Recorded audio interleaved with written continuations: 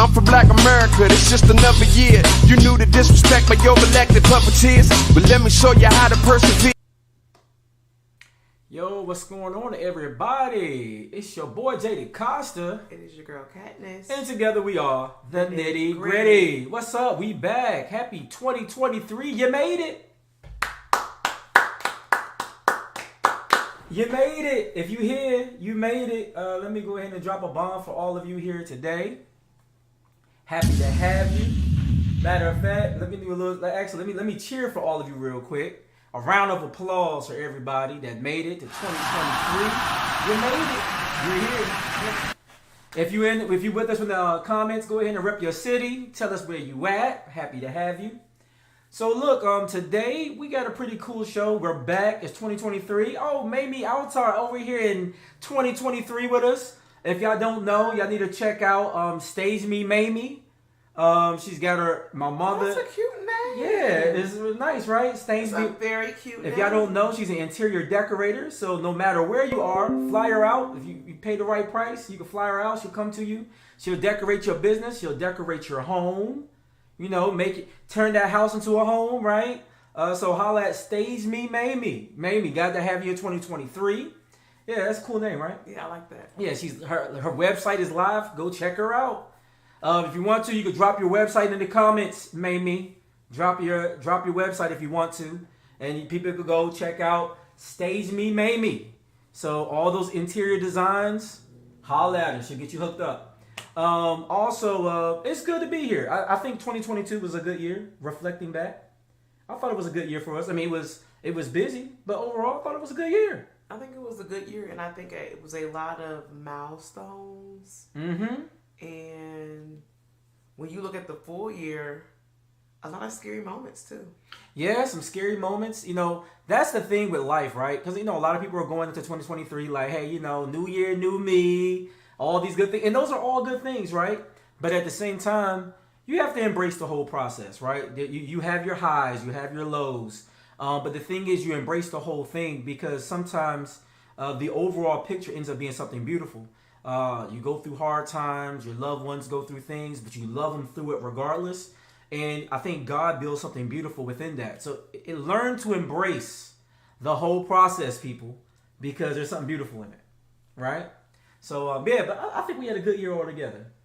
Ups and downs, everything, but hey, you keep trying to kiss me on the air. I see you give me that look right now. I know you feeling it, brother, but we had a really good year, full of blessings. So, and I'm hoping that all of you had the same. We're always praying for the best for everyone. So, and we started this year off really well. Yeah, I'm starting the year off with better boundaries, fitness, eating right, mind, body, and soul, transformation, wellness. So yeah, we're starting the year off right. Matter of fact, Juan made a really great veggie dish today. It was really good. Nothing but veggies, and it was really, really tasty. Yeah, so we're starting off the year raw vegan-ish, you can say. Because if it's truly raw vegan, there wouldn't be anything cooked. But I have cooked some vegetables already. But, I mean, it's cool. Like, cooking everything naturally. We're not doing a whole lot of salt and additives, right? Making sure, like, reading the labels are so important. Like, when you're making sure that... Because a lot of stuff, if you go to the grocery store, it says organic. It says vegan friendly, but then you find ingredients in there that's like, no, that doesn't really count. So making sure that we're looking at the labels, staying away from high fructose corn syrup, what we call well, according to the Boondocks, the white man's poison. But, staying away from those things, right? Yeah, Boondock, for all my Boondocks fans out there. So yeah, starting off the year good. So anyways, with that, if you got something that, you were happy about in 2023, post it, we'll shout it out. But let's get down to current news, and then we're going to get down to the nitty-gritty. So, if you haven't saw it, today's show is accountability. Why accountability? It's the best way to start the year off. That's why we're doing accountability. So, I hope y'all rocking with us as we have this conversation. So, we're talking accountability on the nitty-gritty show. But before we get there, got to talk about the current news. I'm going to keep it really simple on current news. Just want to shout out my man, Gervonta Tank Davis, beating Hector Garcia in the 9th round last night. For all those that was watching, all those in attendance, I thought it was a good fight. I think the card fights leading up were pretty good as well. It was a good night of boxing. Shout out to DC for hosting that at the Capital One Arena. That was dope. They have that in the city. Fight within the fight. Yeah, so for those that don't know, and it showed on the air, I think it was Wallow. They haven't confirmed it, but I believe Wallow a boxer too? No, Wallow is a personality. He does this show on $1 Million Worth of Game. Gilly the Kid, Wallow. Gilly was a rapper. Wrote a lot of stuff for Lil Wayne back in the day. Ghost wrote for him. All right, yeah, y'all know. I'll be listening to the hood stuff. Katrina stays away from it. But anyways, I think Wallow and Meat Mills got into it at the fight. So that's where all that contention was. Because there was a Philly fighter there. It was a lot of the whole mid-Atlantic scene. So you're talking about anybody from Philly, Delaware, Pennsylvania, all through Maryland. Obviously, got a lot of folks up in Virginia. So it was dope. But I think it was cool that Tank was able to get that production done at the Capital One. But it was a hood fest up in that joint. But shout out to Governor Westmore was there in attendance, and also and then Mayor Muriel Bowser. They were sitting together in the front. You know, I mean, obviously her city. I did not know that. So it was a little bit of a political fest. They didn't really point out the celebrities like they typically would, but there was a few of them in attendance, so that was pretty dope. Everybody was there. It was lit. I was telling people, hey, get home before the fireworks get started, because after that fight, I was a little nervous. DC has been on one as of late, but shout out to Gervonta Tank Davis for winning that. He's undefeated, right? Undefeated. What happened is it was a technical knockout, because what happened was Hector Garcia, after the ninth round, couldn't go forward. What happened was some people thought that he got his jaw broke. It's not that his jaw was broken. What happened is Hector Garcia was saying he couldn't see like out of his left side. Like there was an exchange of punches at one point. And for those that don't know, in his division, Tank is a hard hitting boxer. Mm-hmm. So even though Hector Garcia had more reach than Tank, he had more height, but he don't have the brawn that Tank has in his division. Tank hit that man a few times in that last exchange, and when it was said and done, I mean he got hit by an open left hook out of nowhere that he shouldn't have connected. So if you watch boxing enough, you knew something was wrong, and then sure enough, they waved the towel when they went to their seats. He was complaining that he couldn't see like out of his left or right side. He said he couldn't see. He has like blindness. So hopefully he's okay. But obviously his head got rattled pretty bad. So it looks like he was okay. But yeah, he didn't want to fight no more, because if he had fought in that condition, it would have been bad. He would have been for real knocked out, and then you put yourself in danger. Kind of like the situation in the NFL with Hamlin, right? From what we understand, it was kind of like a freak accident kind of situation, cardiac wise, that he just got hit at the wrong time. I think they're still trying to figure out what all may have caused it, but it's going to lead into this conversation about accountability though. But sports can be dangerous, and if you get any sign or any inkling that my body's not ready to perform, it's better to bow out gracefully than to put yourself in danger where you can possibly lose your life. But I feel like historically, for Black people, because we typically do dominate sports or dominate entertainment, when you look back at Mandingo Warriors, the fight they used to have the slaves do. Oh yeah, that's what they called it. Yeah. Yeah. Even if the people were saying, hey, I don't feel well, or I don't want to go on, they still made you fight to the death. They didn't care. And so I wonder, whether we want to admit or not, I wonder how much of that, kind of like that mentality, right? Still exists today. Because it's almost like, well, if I don't perform, if I don't fight, my family doesn't eat. Regardless if I know that something is seriously wrong with me, I have to make money. My body makes money. Shout out to Clarksville in the building. Yeah. So even look at the football players. How many people who get cleared to play and they're really not well? Exactly. You get what I'm saying? So let's get into accountability. Let's get down to the nitty gritty, y'all. This is why you're here. So let's go ahead and dig into it. All right. So first of all, y'all know how we do in the nitty gritty. I know everybody has their truth, but on the nitty gritty show, for the most part, we believe in a truth, right? So yeah, y'all can live y'all truth if y'all want to in 2023, but it's not going to take away the fact that there's a truth. There's an account of the truth. So let's break down these words, what they really mean. So we set a basis of accountability. All right. No, there's going to be a lot of opinions. Let's be accountable to them. So let's break it down. Accountability. William Webster, right? Merriam-Webster. The quality or state of being accountable. Okay, what's accountable? Let's break that down. That's an adjective, right? The subject to giving an account, being answerable, capable of being explained or explainable, right? But they said, subject to giving an account. So let's just make sure we're on the same page. What's an account? A record of debt, a credit, entries to cover transactions involving a particular item or a particular person or concern. So it's not just about money, right? It's about being able to see a record of involving transactions between people or items or concerns. So if I give an account to how you act, I'm going to base that off how you've conducted yourself in past situations. If people are trying to hire you, they wanted to take an account, i.e. your resume. Do you have your education in line?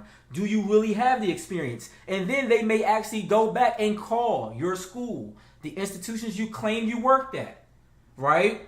I'm saying that way because there's a guy named George Santos who has to take accountability right now, because when there was time to take account for everything he claimed, we found out most of it was pretty fraudulent. All right? So this is why we're talking accountability. This is why we like giving clear definition as to what we're talking about. So as we go forward in the conversation, we're not just, hey, Mama Jen in the building, happy 2023. You made it. You made it. So we like to make sure we take proper account, right? And we want to make sure we properly define it. So as we go through these different themes of accountability, because we've seen a lot of it over the holiday, we're going to kind of briefly touch over these in general conversation. Feel free to join the conversation, but let's break it down. And before we move any further, because we like to give solutions at the Nitty Gritty Show, so we're going to give them early in the show tonight. Basically, accountability is an assurance that an individual or organization is evaluated on its performance or behavior related to something for which it is responsible. The term is related to responsibility, but is regarded more from the perspective of oversight. All right? Proactively establishing accountability comes down to these 4 steps. Number 1, define the behavior or outcome that is needed. 2, communicate. A staff or faculty meeting, an email, or during a one-on-one conversation are all great opportunities to communicate expectations.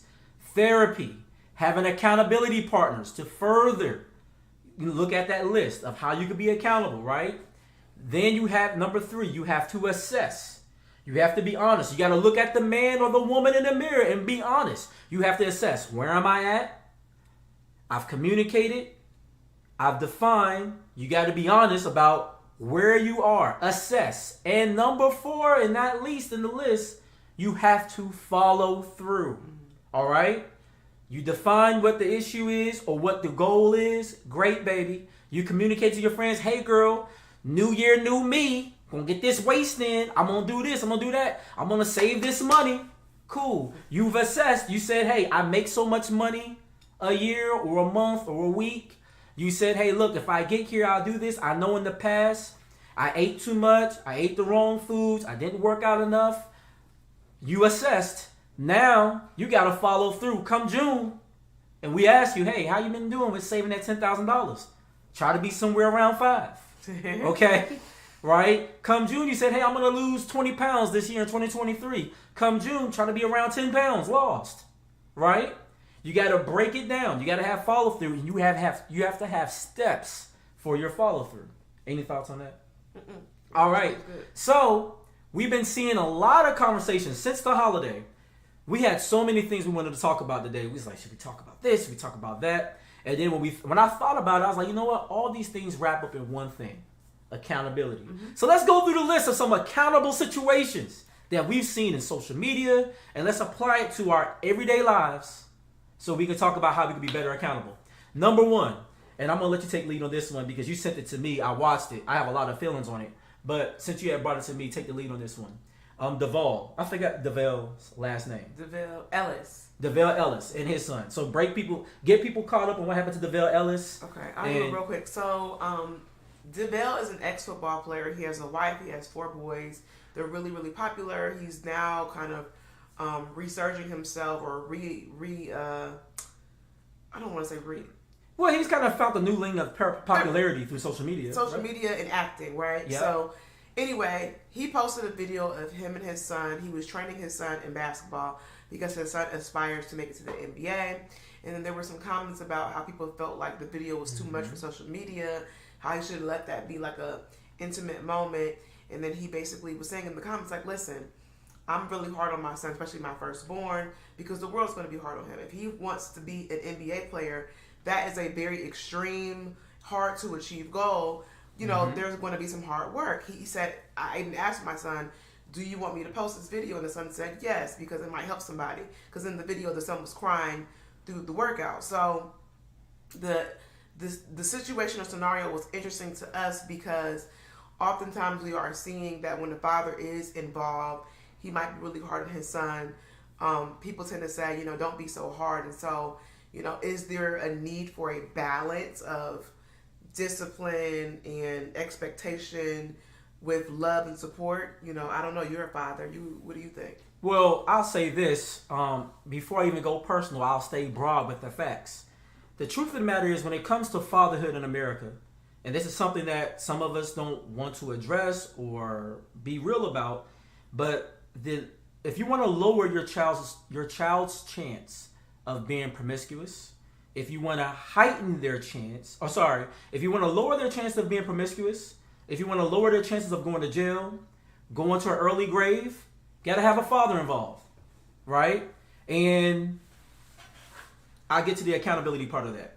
If you want to heighten your chances of your child being in a healthy marriage, if you want to heighten their ability of going to college, finishing high school, being citizens that you feel good about, you need a father involved.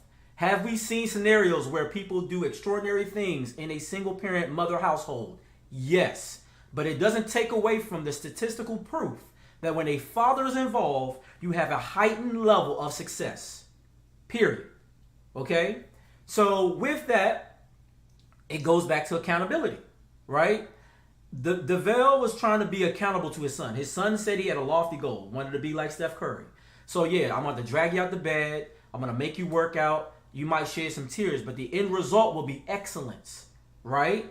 When it's Excuse me. When you're looking at some of these situations, and I get it, some women have gone through some traumatic events. You're single mothers, I get that, but we have to be accountable. If we want the next generation to be better, you have to say, well, it's not that you regret the birth of the child, but you have to say, you know what? I didn't have a child in the best situation. I got with a guy who I knew was a player.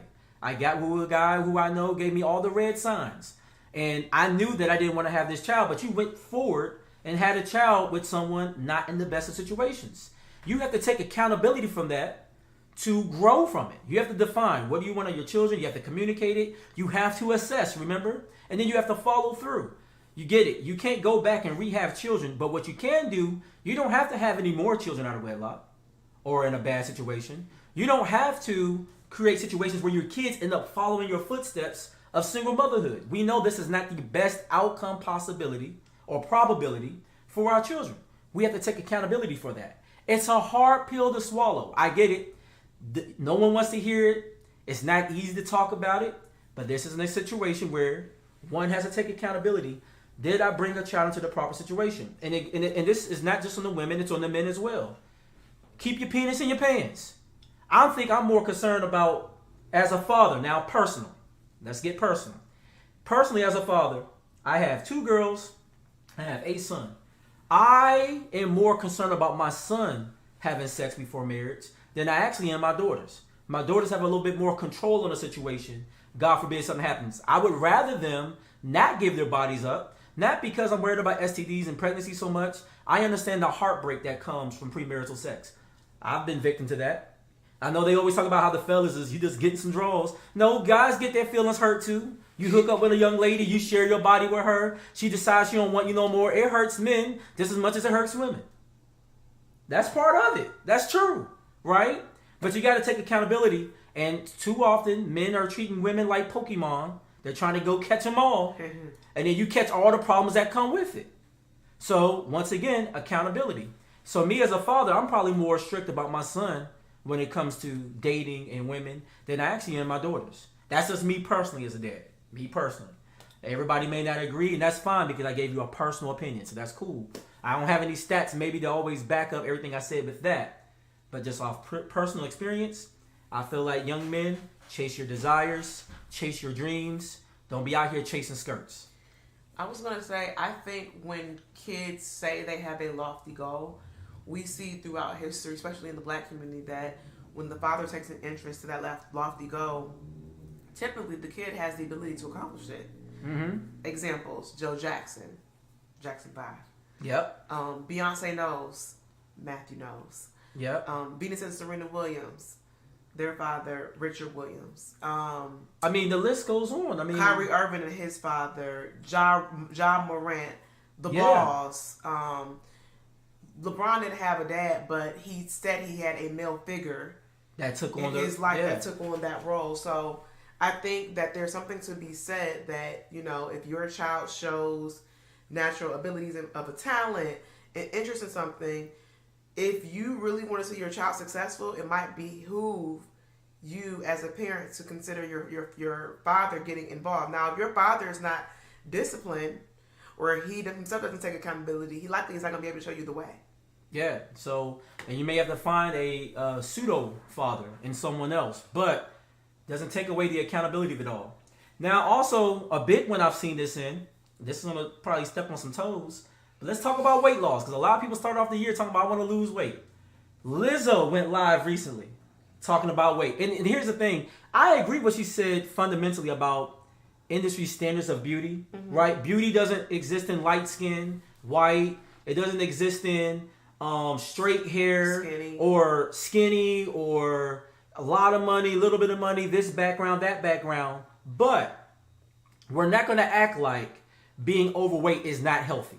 If you want to increase ability of heart attack, if you want increased rate of diabetes, if you want to, for men, lower libido, even women, lower libido, chances of not being able to have a baby, all that stuff, it could be connected to weight loss.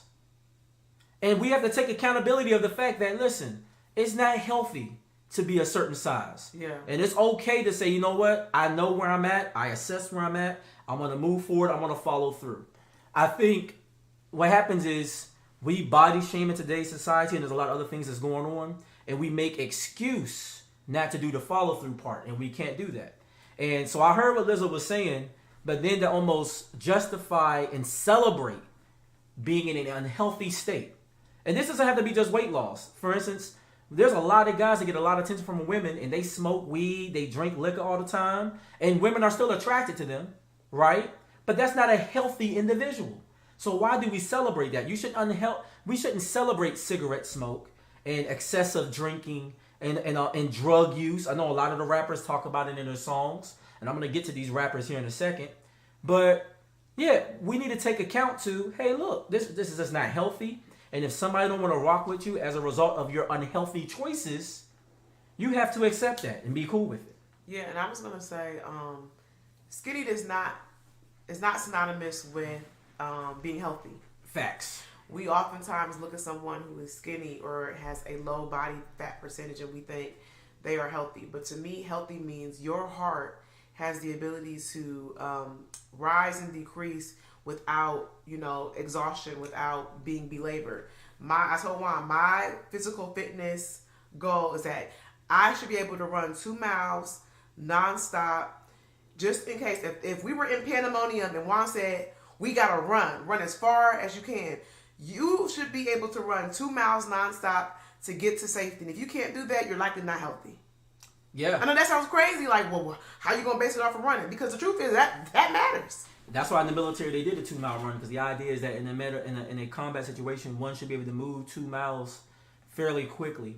Or lift something. Yeah. You want to read some of these comments? Yeah. Herman made a good one. He said the best thing he ever did was to quit smoking. Get a bass drop for that one. You know what I'm saying? He also said beauty is in the eye of the beholder. We be healthy. And then my mom said something about, where is It's it? called stick-to-itness. Yes. When you talk about follow-through. Yes. I like that. And then Herman made another good comment I was going to point out as well about parents communicating with their children in a healthy way and do not abuse them verbally or physically. Especially, now, that's a good comment. We see a lot of that in the black community. Yeah. Okay. We got some of the OGs on the comments. So, if you guys had the ability to be reflective, do you feel like your parenting style was always most effective with your kids? I'm curious. Yeah, I'm curious about that one as well, because I think sometimes in the black community we pass on like these toxic ways of communicating, discipline. There's really no need to whoop a child's butt for 30 minutes straight. Because at some point, when you rapping and beating at the same time, because we all heard it, did I tell you not to? Right? You sound like one of the mumble rappers. At some point, you have to say to yourself, all right, once again, looking at defining the outcome that's needed, right? At some point when I'm doing this, am I trying to grow my child to make them understand as an adult certain boundaries and how we should move, how we conduct ourselves, or am I just upset? Am I just out of control of my emotions? And there's a line. I like that. There's a thin line between, am I trying to correct the child in their behavior, or am I emotionally upset? One of the best pieces of advice I get, and I was a young father, so I read a lot of James Dobson. And something I read is he was talked about the thin line between love and discipline. Mm-hmm. So you have to correct the child's behavior. Mm-hmm. And it's even recommended by some therapists and folks out there that to use corporal punishment in the early stages of a child's life, between, like 2 to like maybe no later than 8 or 9. Mm-hmm. Corporal punishment has a work. But then even in corporal punishment, you have to be disciplining yourself enough to not go abroad. So for instance, like one thing I would do with my kids is I would at least talk to them at least 3 times. And I would say, hey, look, don't do this. All right, I told you one time before, don't do that. You understand me? By the 3rd time, it's like, well, listen, I already gave you conditions for what you're going to do. But I'm not going to be beating your butt for no 30 minutes. I either say, hey, I'm going to pop you that one time in the hand. I'm going to pop you one time in the back of the thigh. You just make it clear, here's the guidelines, this is what I said. And then afterwards, there's always a lot of, my kids will probably accuse me of lecturing. Because then I like to talk and like, listen, it's not about inflicting pain. It's, do you understand why daddy had to pop you? Mm-hmm. Because if you don't do this, you understand in life, when you don't follow certain rules or when you don't hold yourself to a certain guideline, it could get you fired, it could get you locked up, it could get you hurt, mm-hmm. put you in a bad situation. More so, I'm concerned that if you don't listen, if you don't clean your room when I say or whatever, how does that look when you're an adult? Mm-hmm. And I've always been very clear about trying to communicate that. And then I think it's also to balance it with love, right? Mm-hmm. You give them a hug afterwards. If I chat, like, you was there for one time, sorry, Juan, if I'm embarrassing you out there. There was a time I had to correct my son when he was at the zoo. Mm-hmm. And I know you was like, oh, I can't believe you just did that in public. Mm-hmm. But I didn't stay mad at Juan all day long. Mm-hmm. I said what I had to say. It's like, cool, we passed it. We good. Sometimes you have to get a little blood flow in your kid's head. So you might have to get a little blood flow moving. And once you get that blood flow moving, it's like, all right, we all thinking straight now, right? We on the same page. And shoot, by the end of the day, me and my son, he was younger. I mean, at 15, I don't think he's going to hold my hand anywhere. But, he ended up holding my hand. We holding hands in the zoo by the end of the day. So kids don't hate correction. They actually enjoy it. But we have to be controlled. I don't know about enjoy. They understand Well, they understand it. They may not enjoy it, but they understand it. I don't know about enjoy, but they understand it, right? And then I'll even speak from my experience. I feel like as a young adult, I didn't understand when my mom would say no to sleepovers. I didn't understand when my dad would just be, strict. But now looking back on it, maybe I didn't agree with everything, but I understand it because we live in a crazy world. Kids were getting molested at sleepovers, unbeknownst to parents. And I feel like had it not been for my parents being strict and disciplined, I may have been wayward and or very loose and naive in my decision making. So I'm grateful that at the bare minimum, my parents gave me the tools to make what I consider good decisions in my life throughout thus far. Want to read some of these comments? So, two that's definitely standing out too. Jen said that parenting is learning and growing. It is not easy. Amen to that. She said it's very challenging. Very challenging. Herman made a good point too. He said if he could, kind of like answering your question, if he could go back and parent, if I could go back and parent my sons, I would be more communicative with them and allow them to express themselves freely. Wow.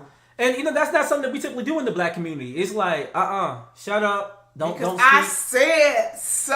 Y'all always like to say that answer. So why? Don't be asking me why, because I said so. But I think explaining why is helpful. Why shouldn't you show your private part, right? Like we like to use little words like your moo-moo, your nook-nook. No, say vagina, say penis. The reason why you don't want to show your private parts is because there are sexual predators, okay? Like explain it to kids. Yeah, and and also too, because I understand as a parent, the easy default answer is because I said so. Because kids will ask so many questions sometimes, and sometimes they're technical questions. We had some friends of ours. I won't go into the details, but they had said something that one of their children had asked them about a sexual term, right? And for some parents, it's you don't need to be worried about all that. That's nasty. But then, as a parent, I think one good thing that they did in this situation, like I said, I won't call them out by name because I don't want to put their stuff out there, but I feel like how they responded to it was good.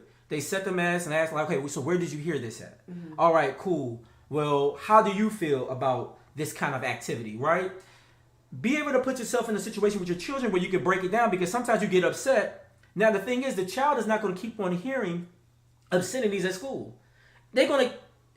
Every day they're going to hear new rap lyrics. Kids are going to continue to talk about sexual items, violent items. And if we stray away from the conversation because we're just afraid, I think a lot of times as parents, we're afraid to have these tough conversations.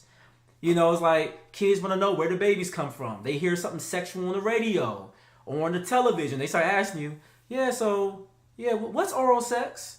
And then we'll be like, what you talking about oral sex? You want to beat your child butt.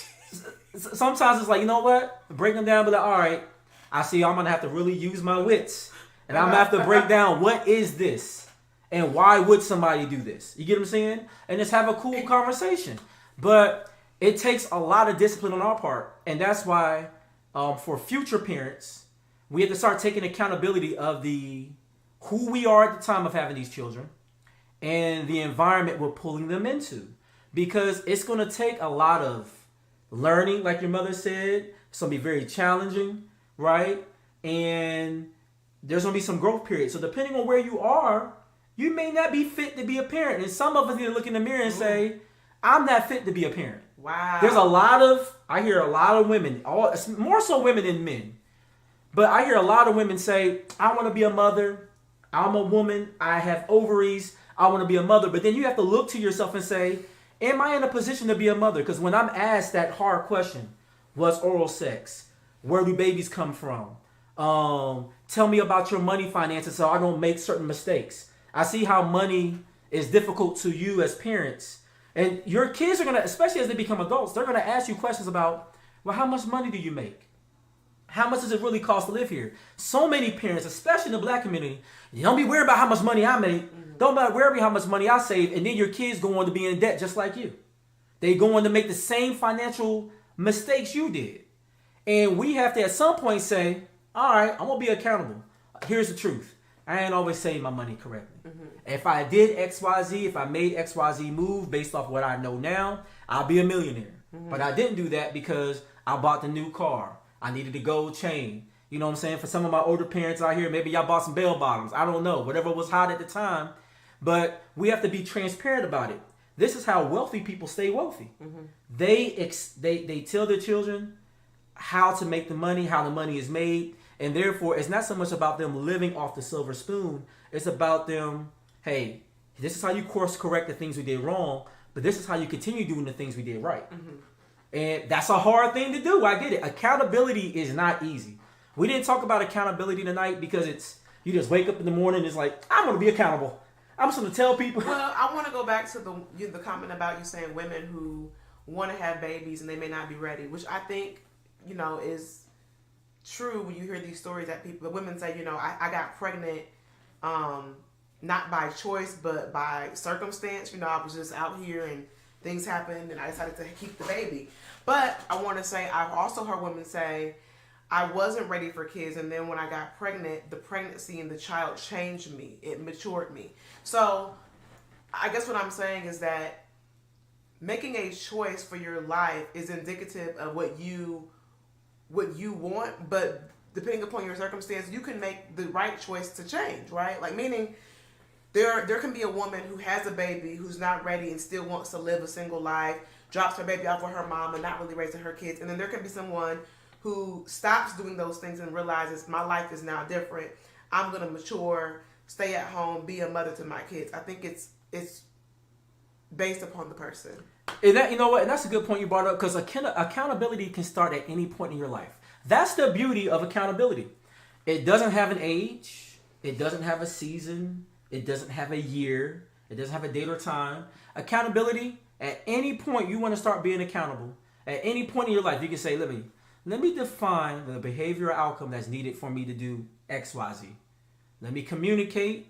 Let me set up a group of people that I could communicate with to say, hey, look, this is what I want y'all to hold me to. You can then assess the situation and then start following through. You don't have to wait till next year, next month, tomorrow. At any moment, you can start being accountability and then reap the reward of said accountability. You said being on time. Now, I will admit, that was one of the ones I put on there. Yeah, yes. Being on time. I got a bunch of them on there. I don't think we're going to go through all of them, though. Juan is very much a person that honors being on time. So typically we're on time because of my husband. Like, he'll really get on me to the point where sometimes we'll be arguing. I'm like, what's the point of rushing and getting there a whole hour and a half early when people going to still be late? Because typically we're the couple waiting. Let's be honest. Yeah. Typically we're waiting. And we're not. Sometimes we're even if it's not our event, it's somebody else's event. But we'll be on time. And sometimes we're not waiting just 5 minutes. Sometimes we're waiting 15. We've even waited sometimes for people for like 40 minutes. And I get a little annoyed because it's like, well, I could have been doing my own thing. But I will say I appreciate you for not being on CP time, because it's not a good look. No, it's not a good look. It's a running joke that's not a good thing. No, it's not. And we have to be accountable to that. We can't. I think sometimes through jokes and jest, we make light of bad behaviors. And that's not being accountable. We say, oh, well, black folks is always loud and crazy. It's not. Sometimes, sisters, I don't need y'all twerking all the time. Okay? I mean, I know nobody want to hear it. But, so, I mean, my sisters are so beautiful, so educated. But then I look on IG, I look on Facebook, and every time it's, turn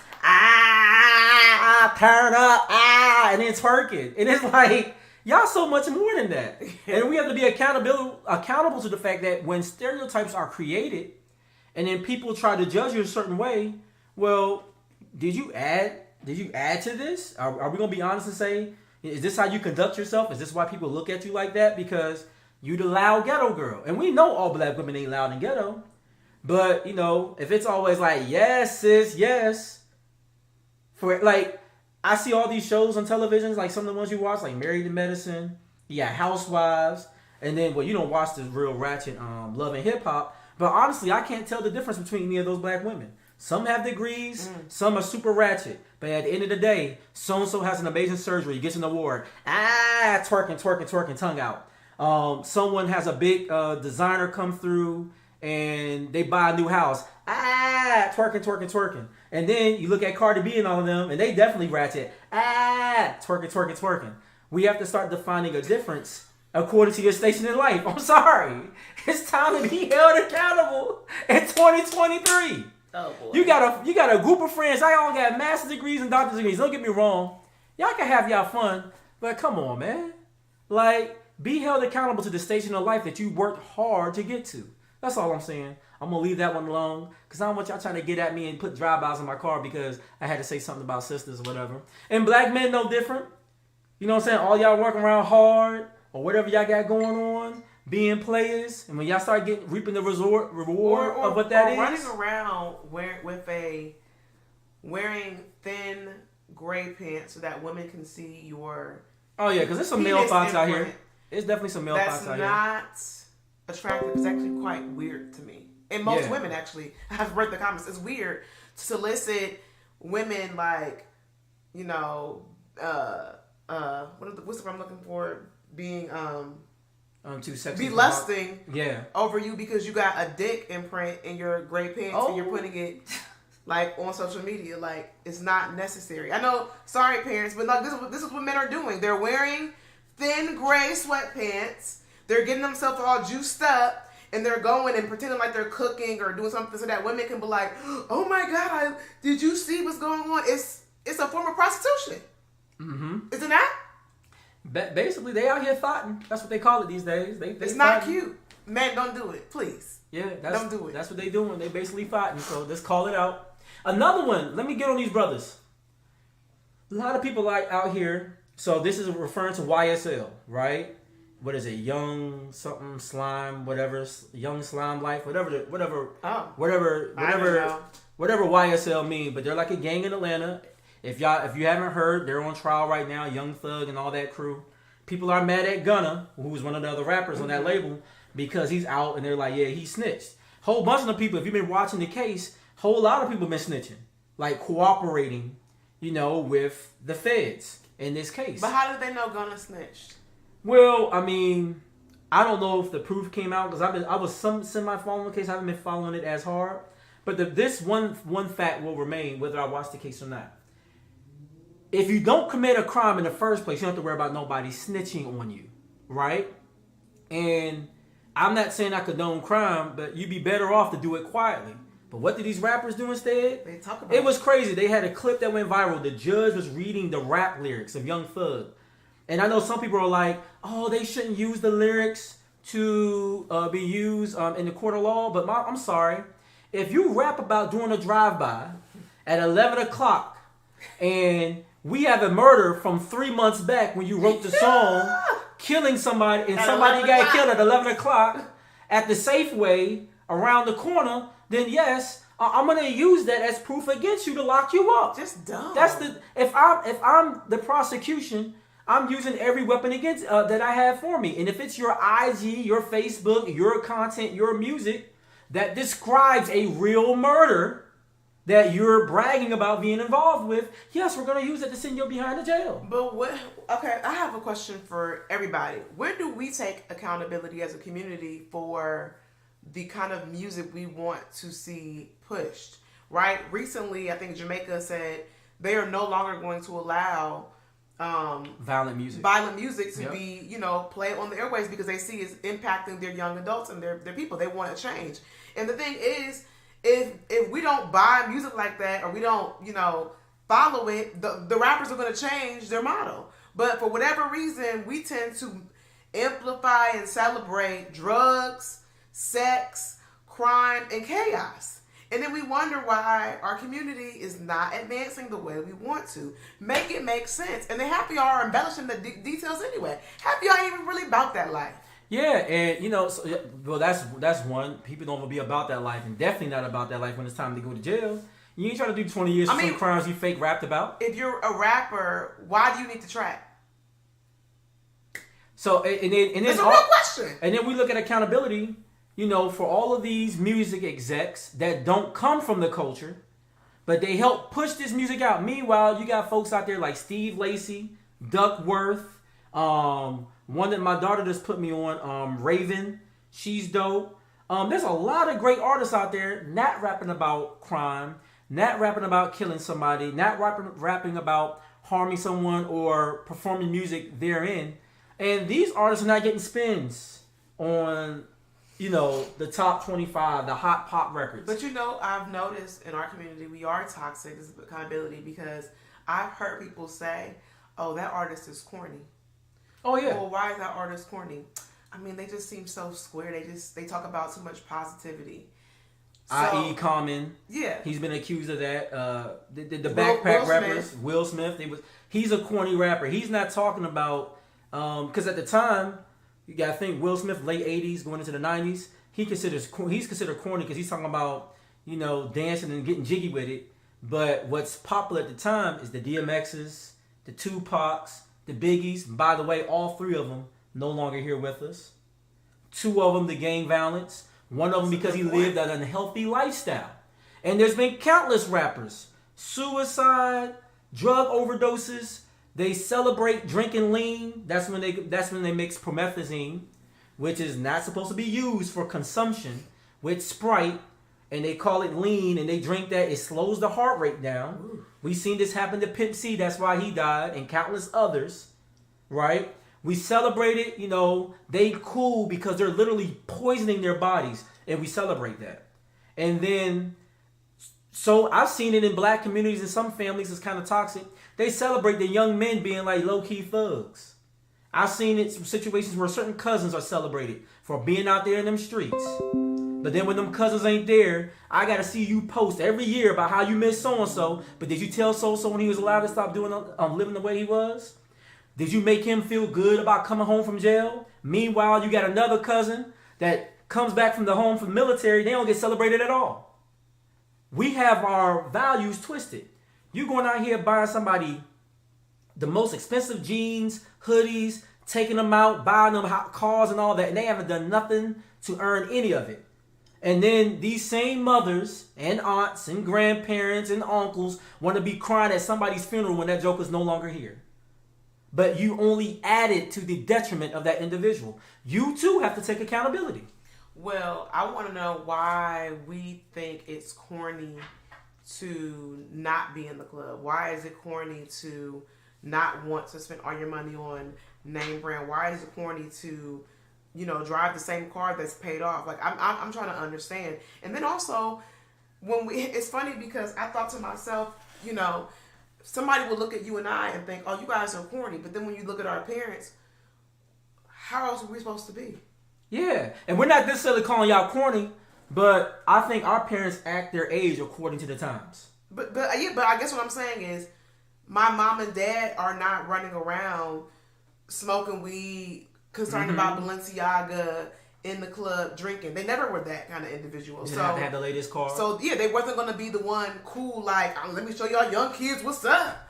My mom and dad were mom and dad. Like, they weren't trying to be my friend. Yeah. They were literally my parents.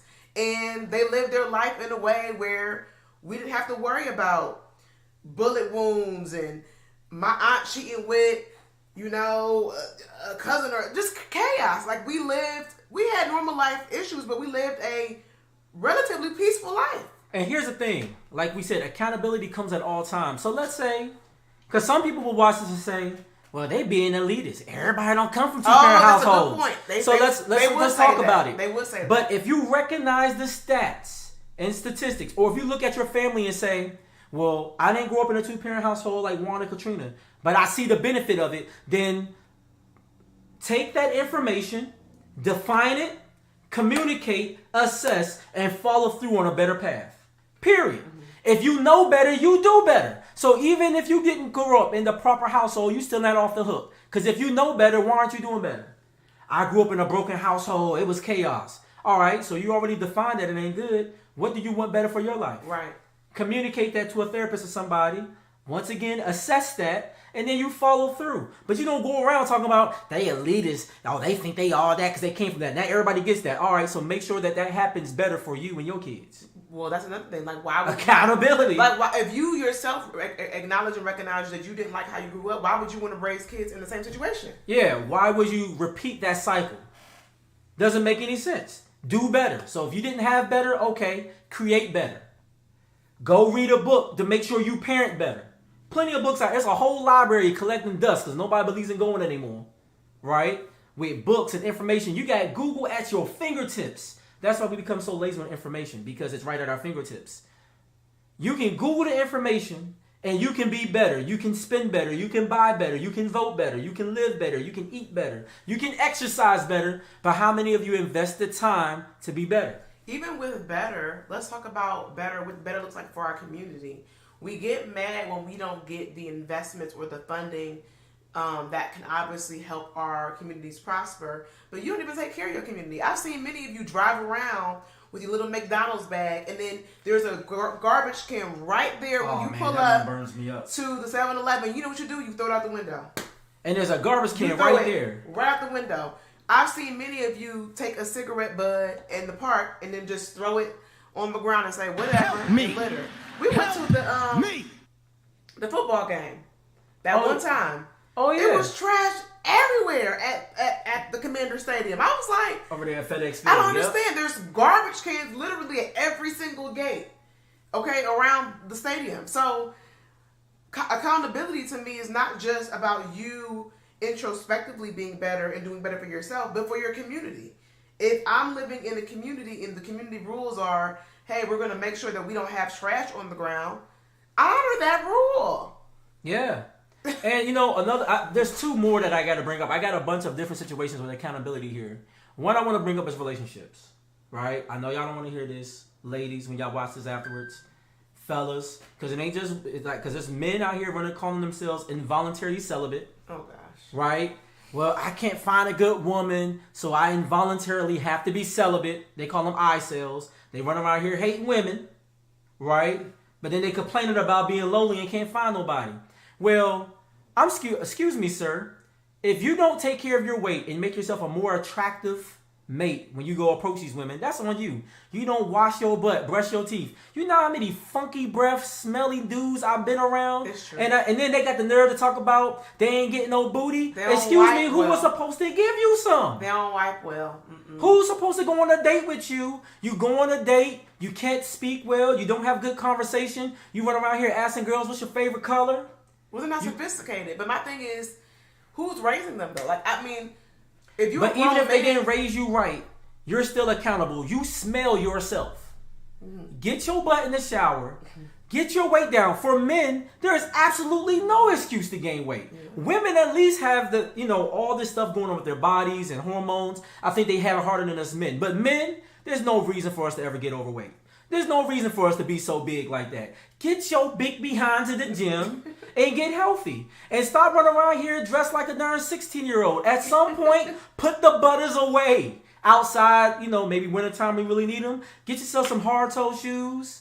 Or like hard bottoms, buy a suit. Get some khakis. Smell good. Cologne. Work on your interpersonal communication skills. So when you approach a young lady, you sound like you have some sense. I would even go out and say, when it comes to feeling good and smelling good, whether you're a man or woman, do things you would normally do. There's nothing wrong with a man getting a pedicure or manicure or facial. Yeah, right? You gotta look good. Take care of it. Hey, self-love is sometimes the best love. Even my husband thinks I'm ridiculous, but even when it comes to everything, like, if you want to get lashes, go get lashes. If you want to, I don't know. But you got to fix yourself up. You want to get some weed, get some weed. Now, and then ladies, I ain't forget about y'all. Y'all done heard this a bunch of times. But ladies, don't be running around here saying, well, all these men out here ain't no good. And actually, this applies to men too. People want to run around here and say, well, I can't find no good women. I can't find no good men. Well, your experience with the opposite sex, or whoever you're going after, is a common denominator of you. What are you attracting? I hear some people say, well, I ain't dealing with this particular race no more. Well, if them other races haven't been approaching you anyways, what are you running to? Ain't been no white girls, no white guys, no Spanish girls, no Spanish guys trying to talk to you. So how you think you're going to run to something else? It might be a problem with you. You can't keep a man? Well, at some point you have to be accountable with, well, what is it about me that these brothers don't want to stay? That these sisters don't want to stay? You got to look at yourself at some point and say, well, maybe I'm the problem. And I know no one wants to hear that. It's easy to point the finger and say society has no good men. There are no good women. They all act like this. They all act like that. At some point, you got to say, well, what do I bring to society based off how I act? Maybe that's why I'm still single. Mm-hmm.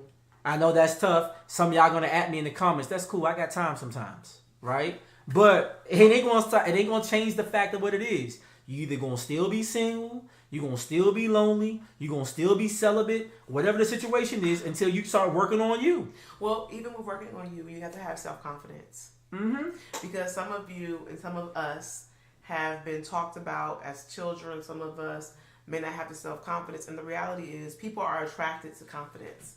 If you're insecure, if you're not confident in yourself, you're not going to attract the people that you find attractive. Don't nobody want nobody sitting around, woe is me, I'm ugly, don't nobody want me. That's the energy is not attractive. You want somebody when they step out on a date, they coming out with like, hey, you think I look good, boo? You think I look good? Chest up, head high. That's how you're supposed to move. And then another one, politics. There's accountability there, right? Okay. So we've been seeing the situation right now with McCarthy. The slowing up democracy. This broker then lost how many? 16 votes? Last 7 times, right? Shoot, more than that right now. It's crazy. His ego won't let it go. So and at you some point, lost. And this is no different than Donald Trump with his craziness. It's over.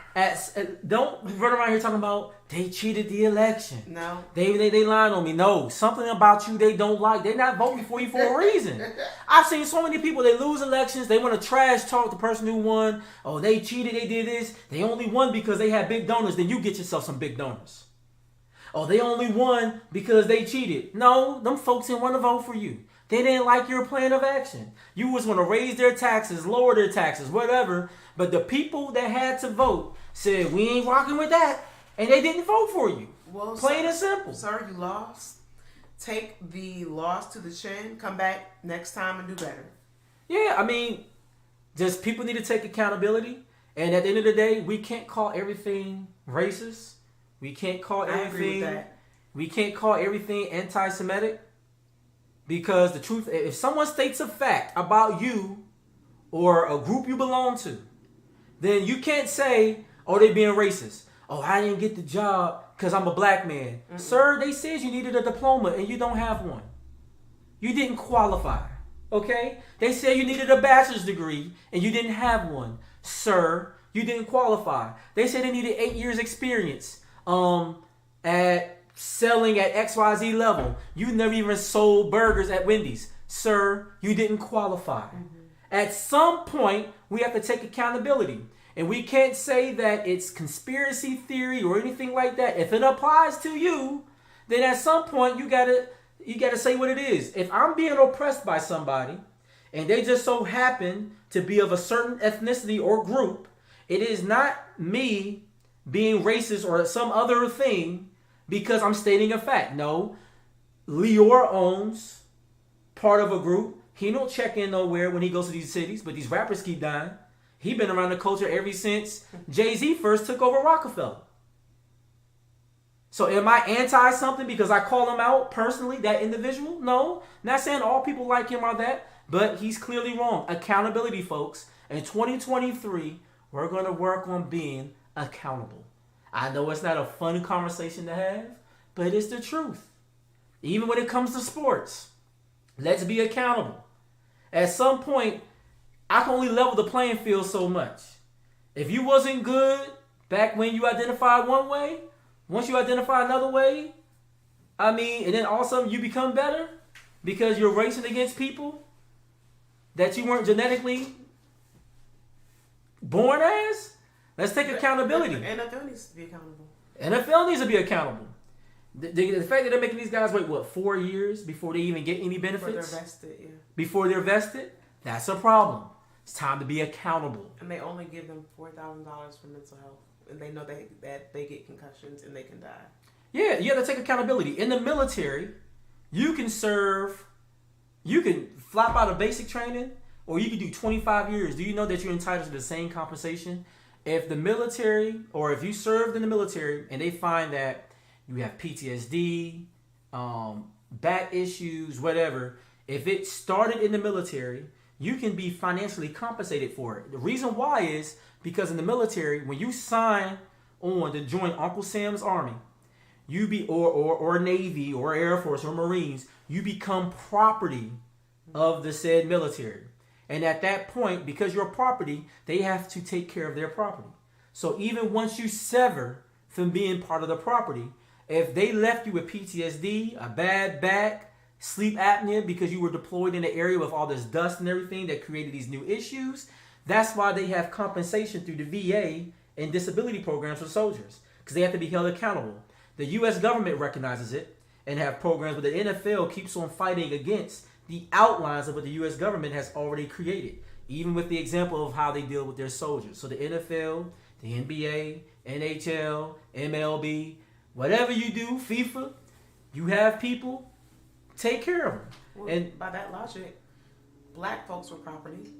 Oh, that's reparations. They didn't take care of us. Accountability. America, New York, New York Life Company, MetLife, most of these industries, they owe black people some money. You have to be accountable to the disenfranchised environment we now call, unfortunately, normal because of what you did to contribute to this place. And everybody always says, black folks, pull yourself up by the bootstraps.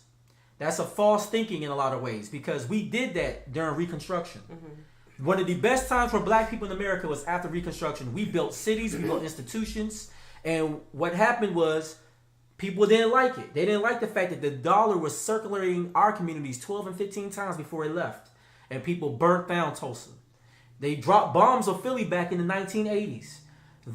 A lot of these towns that exist now, lake towns, were actually towns that black people inhabited during Reconstruction, and those towns were burnt down or flooded because people hated on the success of black people, because in a matter of 10 to 15 years, we started amassing almost an equal wealth to what white people had in America. That scared some white Americans. They weren't accountability to their fears of their genetics possibly being able to be wiped away. I'm not saying anything about white folks. It's just a fact. Their genetics don't hold up the same way black people do. Black child, if a black person and a white person have a baby, that child's going to probably look more inherently black or can look purely black and not white at all. There are unfortunately some white brothers and sisters that don't like that. Others, hey, some folks love it. They like, hey, give us some more Drakes. We want some more of them. Other people are like, oh, now you're trying to wipe out our race. You have to be accountable to your own emotions. And when you start hurting and harming others and doing other people wrong because you're not accountable to your own fears, that's a problem. That's a problem. Just keeping it real. I know y'all don't like a lot of what we said, but accountability, folks. But, we don't want to jump off the bridge or whatever, so we're going to wrap it up. It's 9 o'clock. It's a little bit past 9 o'clock.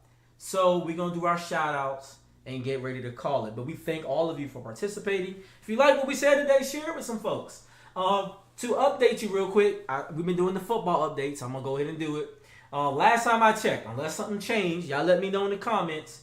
The Washington Commanders were up against the Cowboys. The Cowboys. 26-6 when I last checked. I'm pretty sure with only 2 minutes left in the quarter, we won that game. But if we didn't, somebody in the comments let me know if we won that game or not. But I'm pretty sure the Redskins won. At the end of the day, Cowboys, I think they clinched the playoff, a playoff spot. Whatever. No big deal. We're going to finish our season off 8-1. But not too bad. We were in the best division of football this year. Hey, shout out to the Commanders. We did the best we could, I guess. Cleveland Browns, unfortunately, they lost to the Steelers today, 14-28. So they finished their season off 7-10. But hey, at least you guys weren't bad as the Chicago Bears. They were like 3 and something. So, there's always worse. And also want to shout out to my brothers, the owners of Out of Control Bullies. Over the holiday, they won a dog show at the Bootsy Dog Show out there in Carolina. I think they won in 4 different categories, first place. Also, they went viral. They went viral twice. Over 1 million views for 2 different things. One, Charleston White saw their dog coming out of the hotel, and that video went viral. And then they sold a dog to Bootsy. Actually went down to Atlanta to his mansion and sold him a dog. So that's dope. Shout out to Out of Control Bullies on y'all success. Keep on working. Hard work does pay off. And shout out to all the men of Kappa Alpha Psi. J5 was just 3 days ago, right? So that's their Founders Day. I forget how many years. I know it ain't 116. So, whatever. But shout out to all the men of Kappa Alpha Psi. A lot of cool. Shout out to Brent, who watches the show regularly, chimes in on our comment section a lot of times. He's also a member of Kappa Alpha Psi. Shout out to all the brothers of Kappa Alpha Psi. I know y'all just had J5. Next week is going to be a big one. We got J13, J15. The show is on J15, actually, so that'd be kind of cool. You know what I'm saying? I should wear some pink and green, huh? I guess you should. You should rock a little pink and green. You know what I'm saying? Let them know. Represent. Pearls. Some pearls. You got some pearls for Christmas, didn't you? And we do set it off. Set it off. All right. Oh, Lord. Yeah, hey, rock out. Also, birthdays. And I won't play the song because we're running, we're overtime. But birthdays. Want to shout out Julia Prince. Want to shout out Frat Sherrod Cooley. Want to shout out my man Keenan Lamb. Shout out to our homegirl Kamisha Jones. Shout out to the homie Sean Scott out there in Clarksville. And last but not least, because I know you're watching, you been talking about them sometime, and I forget. Shout out to my own mama, Mamie Altar. Happy birthday. 35 years with a few years experience. You looking good, girl. You're looking good. Don't forget, check her out at Is it Stage Me, Made Me. Stage Me, Made Me? Such a cute name. Yeah, check her out, y'all, in her new business. She's doing some interior design. Love it. Check her out. You know, do some business with her, all right? She know how to decorate. If one thing I can say, she know how to decorate, so holla at her, okay? Even though I try to do my own decorating thing, because I'm just one of them hard-headed kids. But she do know how to decorate, y'all, so y'all need to go to her, for real. And then don't forget, y'all can find us on Facebook. We're on Instagram, YouTube. We got the Mr. L7 thing going. I go live. Haven't went live in like the last 2 weeks, but I'm definitely going to go live this week. We have a lot of dope conversations around the game, so y'all can join in on that. Oh, yeah, I had a birthday over the break, too. Yeah, and I shouted out before the break, but yes, Katrina did have her birthday over the break. My fellow Capricorns. Yep, December 29th, my boo. 35, look good on you, shorty. Thanks. Mm-hmm. You won't age another day from here on. It'll just be 35 with a few more years experience. You think so? Yep, it's going to be 35 for the rest of your life. That's how it works. Okay. That's how it works. Me, I like being an old head, so when I turn 40, I won't age anymore after 40. I'm just going to stay 40. Okay. That's my goal. Like, I'll just be 40 plus 1, 40 plus 2. I won't be actually 41 or 42. It'll be 40 plus, right? So anyways, thank you guys for watching. We appreciate you. We'll be back next week on J15. And on J15. So shout out to all those ladies of Alpha Kappa Alpha Sorority Incorporated. You know what I'm saying? You better be loyal to your sorors, because I know how you like to tussle. No. But I know a lot of great deltas out there. I do. My point exactly. I do. I like to tussle. But all your close friends are deltas. I mean, I got a lot of close friends that are gays too. That's true. So anyways, first fam in the building. But look, thank you guys for watching. It's your boy, Jay DeCosta. It's your girl, Katniss. And together we are The Nitty Gritty. Gritty. We are out of here.